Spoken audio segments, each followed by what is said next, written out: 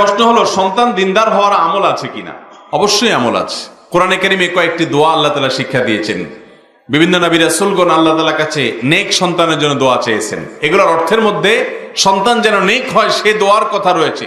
রব্বি হাবলি মিনাস সালিহিন, আল্লাহ আমাকে নেক সন্তান দান করেন। রব্বি হাবলি মিনাস সালিহিন, আল্লাহ আমাকে নেক সন্তান দান করেন। সূরা ফুরকানের ৭৪ নম্বর আয়াত সাধারণভাবে পড়তে পারেন, বিবাহিত অবিবাহিত সবাই। আল্লাহ যেন সন্তান নেক হয়।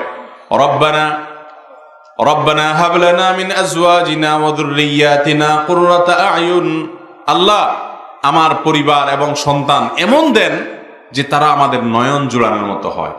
নয়ন জোড়ানোর মতো সন্তান বুঝেন? যেই সন্তান আমার চোখ শীতল করে দিবে, মানে তার সবকিছু ভালো থাকবে, তাহলে না চোখ শীতল হবে। একজন সন্তান দেখতে শুনতে মাশাআল্লাহ খুব সুন্দর, কিন্তু শরীরে ভয়ঙ্কর রোগ আছে, ক্যান্সার আছে।